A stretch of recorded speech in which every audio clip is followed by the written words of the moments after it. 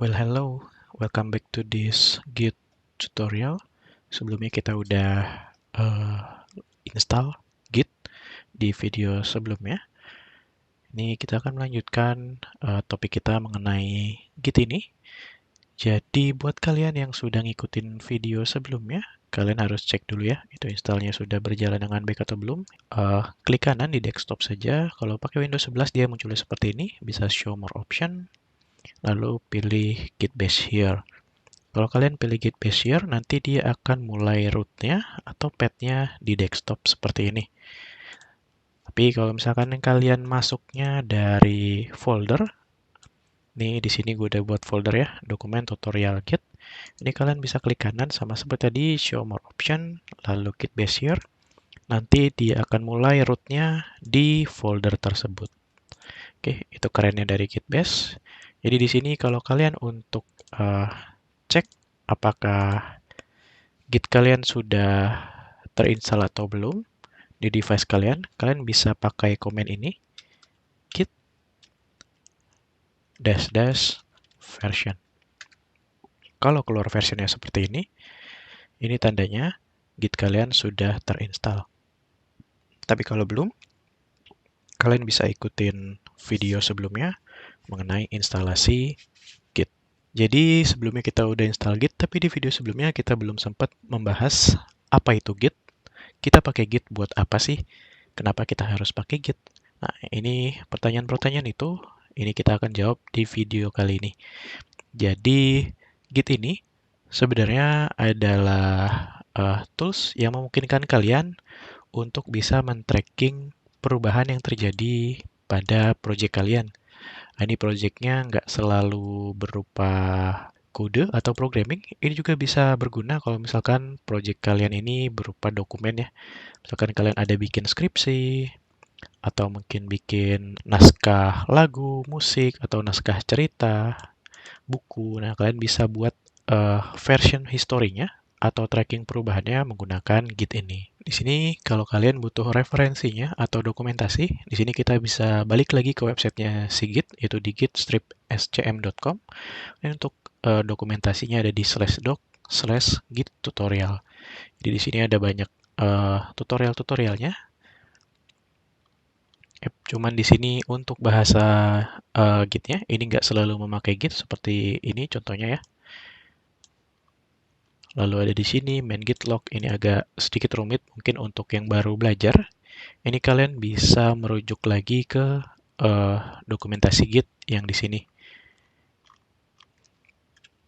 Ya, ini dibuat oleh si Zarkom dari Notion. Ini dia buat rangkuman untuk tutorial Git-nya lebih rapih lagi. Mungkin ini lebih beginner friendly ya, lebih ramah untuk para pemula. Jadi di dokumentasi ini dijelaskan kalau Git itu adalah sistem yang memungkinkan kita untuk men-track perubahan yang terjadi di dalam project kita secara berkala. Ini sangat berguna sekali, ini sangat powerful karena kita bisa men-tracking perubahan, jadi kita bisa berkolaborasi dengan tim kita. Jadi lebih mudah, misalkan teman kita ada melakukan perubahan A, perubahan B, ini perubahannya bisa kita tracking kalau kita sudah menggunakan Git ini. Git ini cukup esensial ya, apalagi buat para developer di luar sana. Ini untuk yang beginner ataupun yang sudah master sekalipun, Git ini adalah salah satu skill set yang patut untuk dipelajari. Topik kita kali ini, kita akan membahas teknik-teknik dasar Git-nya saja, seperti bagaimana cara kita membuat checkpoint di Git-nya, yaitu namanya commit. Commit itu adalah sebuah, di sini tulisnya snapshot of our code at particular time, yaitu checkpoint untuk project kita pada saat itu. Jadi misalkan kalian melakukan perubahan warna background di website kalian, nah itu kalau misalkan kalian pengen buat checkpointnya, kalian menggunakan namanya commit di sini. Jadi untuk kita membuat sebuah commit, ini ada 2 step, yaitu step yang pertama, kita harus buat dulu filenya, atau file yang kita lakukan perubahan, atau file yang ingin didaftarkan perubahannya ke dalam staging. Jadi cara menambahkannya yaitu menggunakan git add, lalu nama filenya. Ini kalian bisa lakukan seperti ini untuk memasukkan file yang ingin di-track perubahannya ke dalam staging. Setelah filenya masuk ke dalam staging, baru di sini kalian bisa melakukan commit atau membuat checkpoint ya. Mungkin ilustrasi sederhananya ini akan seperti ini. Itu di Git ada namanya working directory. Jadi working directory itu adalah tempat kalian bekerja atau mungkin folder file kalian, folder project kalian. Ini namanya working directory. Nah, untuk membuat sebuah checkpoint itu di tengahnya ada namanya staging. Jadi sebelum kita membuat checkpoint, kita harus daftarkan dulu working directory kita ke dalam staging menggunakan git add. Setelah didaftarkan ke staging, kalian bisa membuat checkpoint namanya git commit. Ini dia kodenya, git commit strip m lalu commit message-nya. Jadi setiap membuat checkpoint kita harus membuat namanya commit message. Jadi commit message ini adalah pesan yang kalian buat untuk menandakan perubahan apa saja yang kalian lakukan. Sebisa mungkin membuat pesannya itu yang jelas ya, supaya biar bisa dibaca lebih mudah oleh orang yang kita ajak kerjasama atau dibaca oleh orang lain. Nah, ini untuk menambahkan ke dalam checkpoint. Lalu selain menambahkan, Git juga bisa rollback ke version yang sebelumnya. Jadi kalau kita sudah buat checkpoint, ini nanti akan ada checkpoint 1, 2, 3, dan 4. Ini kita bisa rollback ke version yang sebelumnya. Ini menggunakan namanya git checkout. Tuh dari checkpoint ke dalam stagingnya. Tapi kalau misalkan dari staging ingin dibalikkan lagi ke dalam direktorinya. Jadi misalkan kalian ada file yang sudah dimasukkan ke staging, namun kalian berubah pikiran, kayaknya yang ini nggak perlu di-update checkpoint, kalian bisa reset menggunakan git reset, nanti dia akan dibuang atau dilepas dari staging. Mungkin seperti ini alur sederhananya dari cara kerja si Git ini. Kita akan lanjut ke prakteknya. Oke, di sini kita akan mulai dari awal lagi, yaitu dari setup instruction. Tadi kita sudah cek ya, pastikan kalian sudah ada Git yang terinstall dengan cara git dash version. Nih kalau udah ada, yaitu setup yang pertama, yaitu configure name dan email. Ini gunanya bukan untuk login kemanapun, bukan untuk login ke GitHub, bukan untuk login ke Bitbucket. Ini hanya untuk data diri atau ID, identification dari user kalian. Jadi misalkan nanti kalian membuat perubahan, nanti di lognya itu ada nama dan email kalian di sini. Ini kita harus daftarkan dulu kalau baru pertama kali install.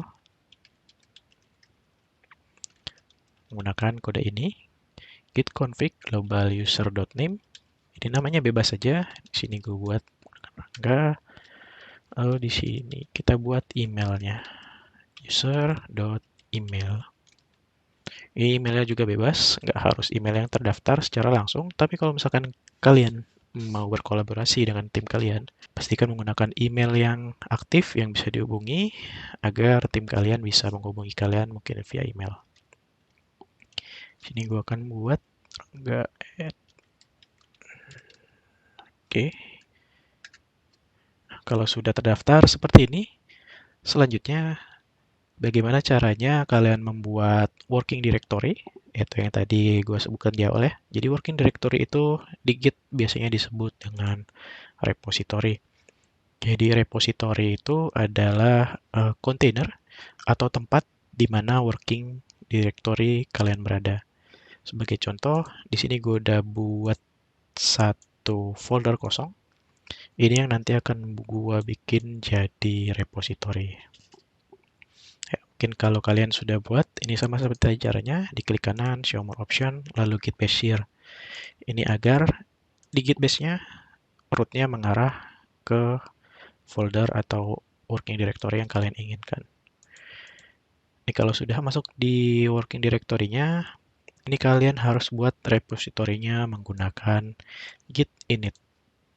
Git init ini untuk inisialisasi atau mengenalkan si Git kalau di sini loh folder yang gue mau pakai untuk repositorinya. Nyalakan. Di sini sudah aktif. Ini kalau kalian lihat di foldernya sekarang akan ada seperti ini. Akan ada folder hidden yang bertuliskan .git. Nah, ini jangan kalian ubah-ubah, jangan kalian apa-apakan. Kita bisa biarkan saja. Nah, untuk repository sendiri, Di sini ada dua tipe, ada local repository, yaitu repository yang cuman ada di dalam device kalian. Jadi tidak bisa diakses oleh orang luar atau tim kalian. Lalu untuk yang kedua, ini adalah remote repository. Remote repository itu repository yang berada di dalam remote server atau server yang bisa diakses oleh orang lain. Jadi di awal tadi gue sempat ada singgung-singgung mengenai GitHub atau Bitbucket. Nah, untuk Git sendiri itu berbeda, sama sekali berbeda dengan GitHub atau Bitbucket. Jadi GitHub itu dia menggunakan Git. Jadi Git ini adalah tools utamanya. Jadi GitHub menggunakan Git dan Git bisa diakses dari GitHub. Jadi GitHub itu adalah remote repository. Nah, kalau menggunakan Git, tidak hanya berada di dalam GitHub saja, namun di luar sana ada banyak remote repository yang tersedia. Sebagai contoh ada namanya Bitbucket juga. Ini sekarang untuk video ini kita hanya akan menggunakan local repository. Mungkin untuk GitHub kita akan lanjut di video selanjutnya. Nah, ini setelah kita buat repository, kita harus buat namanya staging and committing code. Nah, setelah dibuat repository seperti ini, sekarang kita bisa membuat namanya committing atau membuat checkpoint di sini. Nah, kalau belum ada file, kita akan buat file baru. Kita akan buat file HTML saja. Index.html. Oke, kalau kalian cek di sini seharusnya sudah ada file HTML yang terbuat. Nah, ini kan kita membuat perubahan ya di dalam repositorinya. Ini kita bisa cek menggunakan git status. Jadi git status di sini untuk men-tracking atau mencek status terbaru dari repositori kalian. Di sini status terbarunya belum ada commit yang terdaftar. Lalu di sini dia sudah mendeteksi adanya file baru yang berada di dalam repositori kalian. Ini kalau gue buat file satu lagi, namanya styles.css.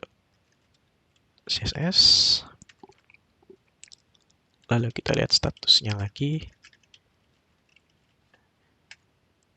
Nah, sekarang ada dua ya. Ada indeksnya dan juga stylesnya sekarang sudah terbaca.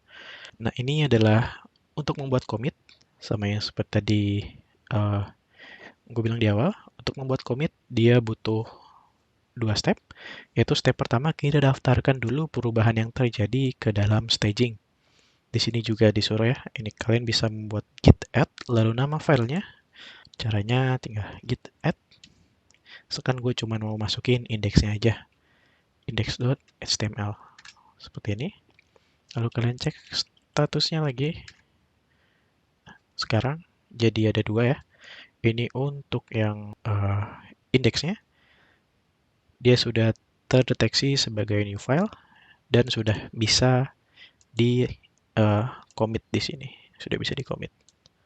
Sedangkan yang stylesnya di sini masih terdeteksi sebagai untracked files atau file yang belum bisa di tracking. Nah, ini sampai sini kalian kalau mau mulai commit sudah bisa. Ini cara commitnya seperti ini.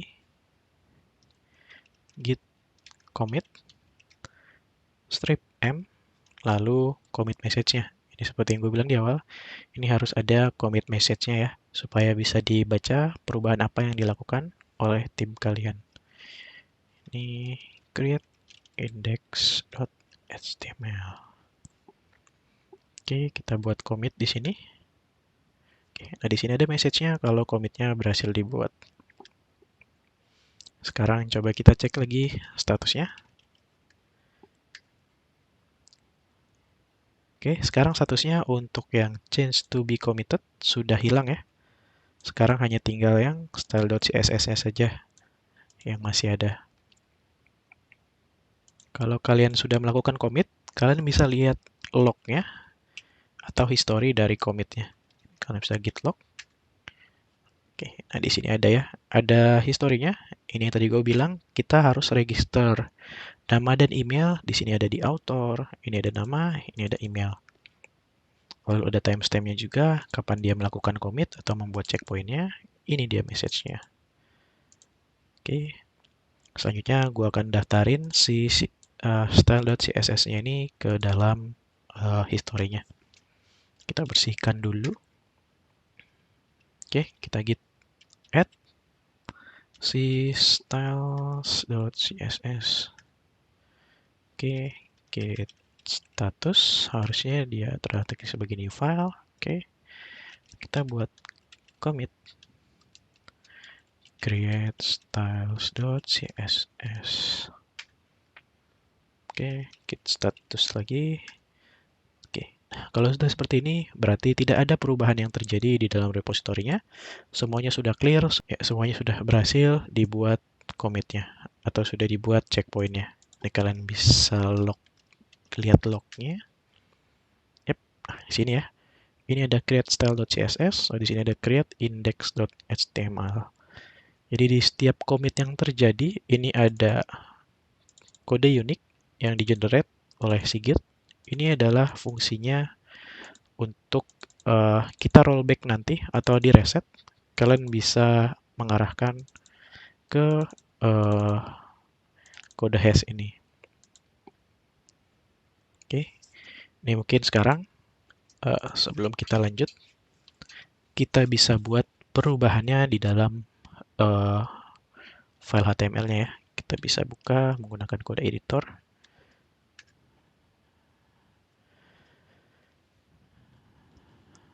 Oke. Sudah terbuka di sini. Ini untuk file HTML-nya kita akan buat perubahan. Di sini kita buat skema HTML-nya dulu.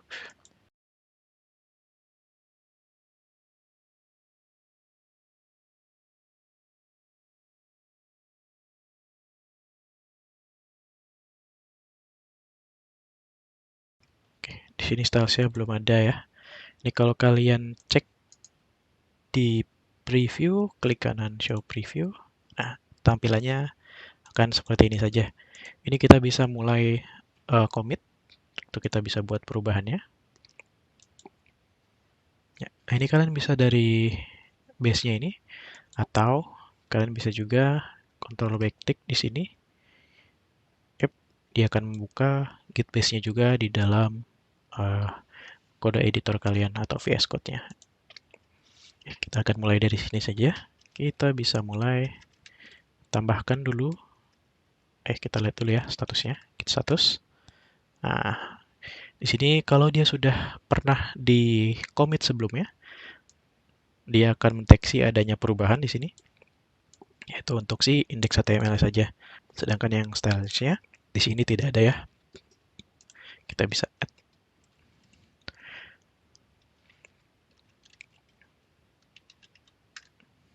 Oke, lalu kita commit.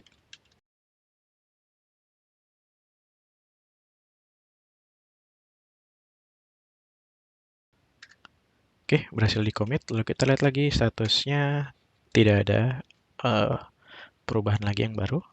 Kalau kita lihat lognya, ini dia lognya. Ini yang paling baru ada add title in index.html.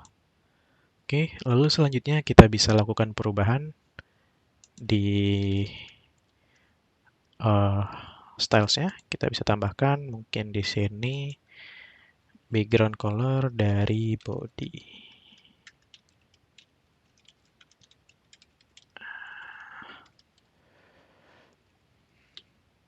Warna apa ya? Warna teal di sini. Oke, di sini ada perubahan. Di sini kita bisa tambahkan lagi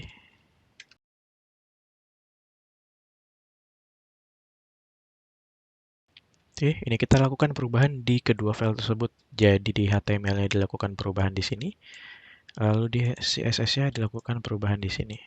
Nah, ini anaknya kalian sudah menghubungkan Git dengan VS Code kalian.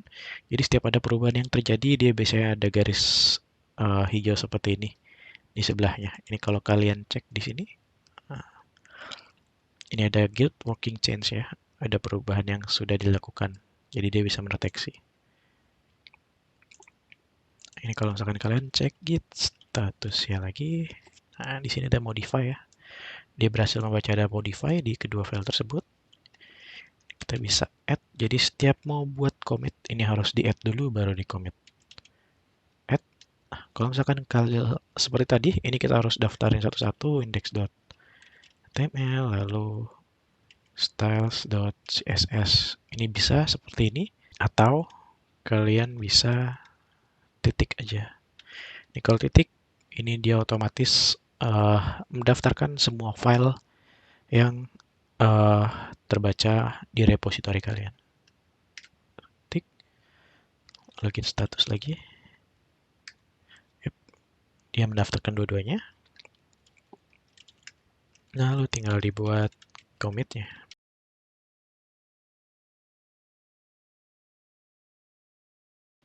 Oke, sudah berhasil. Cek lagi statusnya sudah clear. Kita lihat lognya.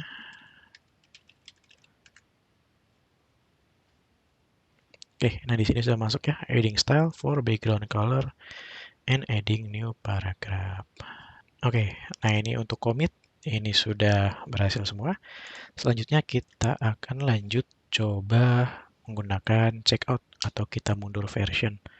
Untuk menggunakan checkout, kita coba lihat lagi lognya. Lalu di sini kita coba akan mundur ketika sebelum diganti background color dan paragrafnya. Kita bisa mundur ke sini. Jadi untuk checkout dia membutuhkan kode hashnya. Jadi di sini kode hashnya kalian copy. Kita buat di sini saja git checkout lalu kode hashnya. Kalau kode hashnya sudah di copy, tinggal di enter. Nah, dia kalau di sini langsung berubah ya. Di sini paragrafnya hilang, lalu CSS-nya hilang. Karena kita mundur version ke version yang sebelumnya atau di rollback. Ini kalau kalian cek di sini, git log. Di sini lognya hanya sampai sini saja. Tadi yang add background dan paragraf dia hilang ya, tidak ada muncul lagi. Oke, paling segitu aja tutorial kita untuk penggunaan Git dasarnya di sini. Ini kita sudah belajar mengenai commit atau membuat checkpoint di Git-nya. Nanti selanjutnya kita akan belajar mengenai branch atau percabangan.